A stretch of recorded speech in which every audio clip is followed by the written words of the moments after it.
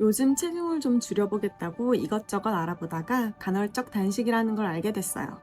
솔직히 처음엔 이거 나도 한번 해볼까 싶었는데 막상 하려니까 너무 막막한 거예요. 저는 지금 한 아이를 키우고 있는 30대 후반 워킹맘이에요. 아침부터 아이 챙기고 일하고 집안일까지 하다 보면 정해진 시간에 밥을 먹는 게 현실적으로 너무 어려워요. 그런데 유튜브를 보니까 여성 호르몬이 떨어진다, 생리불순이 올 수 있다는 얘기가 너무 많아서 갑자기 무서워지더라고요. 이거 괜히 했다가 건강 더 망치는 거 아닌가 싶었죠. 그래도 저는 포기 안 했어요. 안전하게 그리고 진짜 효과 있게 간헐적 단식을 해보는 방법을 하나씩 찾아봤거든요. 오늘 영상 끝까지 보시면 저처럼 바쁜 30대 여성도 무리 없이 따라할 수 있는 현실적인 단식 루틴을 알게 될 거예요. 요즘 간헐적 단식이 워낙 유행이라 누구나 16대 8로 하면 된다는 말도 많죠?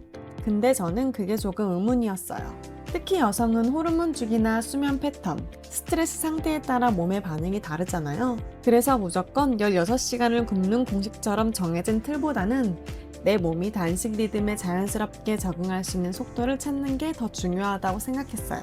그게 제가 여러 시행착오 끝에 내린 결론이에요. 저도 처음엔 유행처럼 16시간 동안 굶고 8시간 동안 먹는 단식을 했어요.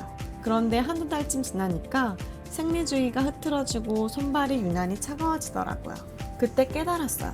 여성은 포만감을 느끼게 해주는 렙틴이나 인슐린 감수성이 남성보다 더 크게 변할 수 있다는 걸요. 이런 게 조금만 흔들려도 식욕이 확 올라오거나 피로감이 훅 밀려올 수가 있거든요. 연구에 따르면 단식이나 에너지 섭취 제한 상태에서 렙틴 수치가 줄어드는 경향이 있어요. 한 연구에서는 단식과 운동을 병행했을 때 렙틴이 더 많이 떨어졌다는 결과도 있었어요. 이러한 이유로 너무 오래 굶으면 오히려 배고픔을 멈춰주는 신호가 약해져서 폭식으로 이어질 수도 있는 거예요. 그래서 저는 방향을 완전히 바꿨어요. 아침을 아예 건너뛰는 대신 저녁을 1시간만 앞당기는 방식으로요. 그냥 감으로 한 게 아니라 실제로 식사 시간대를 조정했을 때 혈당이 더 안정된다는 연구 결과도 있었어요. 아침을 조금 더 챙기고 저녁은 가볍게 먹는 쪽이 체중 관리나 수면의 질 면에서도 훨씬 낫다는 거죠. 이렇게 바꾸니까 밤에 덜 배고프고 잠도 푹 잘 오더라고요. 결국 중요한 건 단식 시간의 길이가 아니라 내 몸의 리듬에 맞게 조절하는 것, 그리고 생체 시계랑 맞춰가는 게 핵심이었어요. 물론 이런 얘기하면 단식은 16시간 이상 해야 효과 있다는 분들도 계세요. 하지만 연구들을 보면 단식을 오래 한다고 꼭 더 빠지는 건 아니래요. 오히려 언제 먹느냐, 즉 식사 시간대가 더 중요하다고 해요.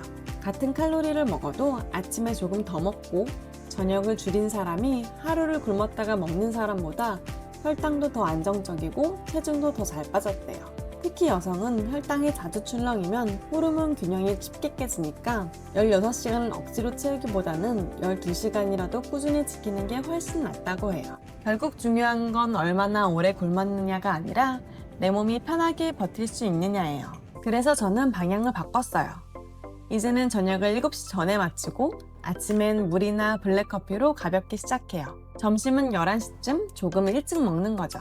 이렇게 하니까 배고픔도 덜하고 피로감도 훨씬 줄었어요. 무엇보다 이게 억지로 하는 다이어트가 아니라 내 생활 리듬 안에서 유지할 수 있는 습관이 되니까 지치지도 않아요.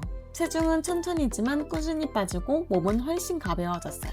지금은 단식이 아니라 제 생활 루틴이 됐어요. 다음 영상에서는 제가 실제로 한 주 동안 어떤 루틴으로 단식을 했는지, 쉽게 할 수 있는 실수는 어떤 게 있는지 보여드릴게요. 굶지 않아도 달라질 수 있다는 걸 같이 느껴보면 좋겠어요. 굶지 않아도 달라질 수 있어요. 내 리듬에 맞게 꾸준히요. 다음 영상에서 또 만나요.